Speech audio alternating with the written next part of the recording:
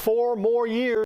Governor J.B. Pritzker is hitting the campaign trail, asking Illinois voters to re-elect him governor. He announced his campaign in the same Grand Crossing venue where he first asked for the job about 8 years ago. Our Sabrina Franza was there. Sabrina, a lot of questions about whether or not this was a speech to become governor or to become the president of the United States. Governor, president, governor, president. It's up to anyone's interpretation after this speech.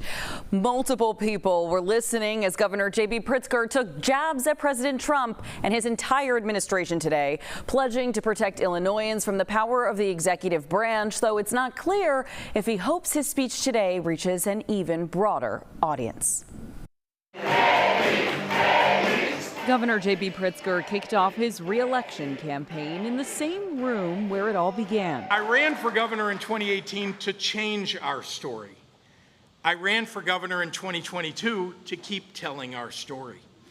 And I am running for governor in 2026 to protect our story. On this stage in Chicago's Grand Crossing neighborhood, he made the same promise years ago. Everything we care about is under siege by Donald Trump. A new campaign ad reiterates that vow. I'm not about to stand by and let him tear down all we're building in Illinois. The governor said he'd use another term to restructure education in the era of artificial intelligence, make buying a home more affordable, make mental health care as accessible as physical health care, and to continue pushing for universal pre-K by 2027.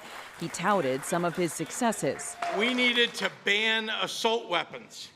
So you know what we did? We banned assault weapons. When asked about a presidential run, Well, I'm running for governor today because I want to be governor of Illinois. I have worked hard to get our state moving forward, and we have yet more to do. he did not commit. He did say his new running mate, who has not yet been announced, should be prepared for anything. They've got to be somebody who could do the job when they, if something happens and they had to take over. And I think just as importantly, somebody who really has a heart for the people of the state of Illinois. There's been a lot of talk that transcends the state of Illinois, and a lot of appearances, a lot of national media appearances. Political expert Stephen Maynard Caliendo reacts to Pritzker's campaign speech. I think it plays both ways, and it can play both ways very effectively. I mean, he is positioning himself almost physically. He's broad-shouldered, right? He's positioning himself between Illinoisans and what we see the federal government doing.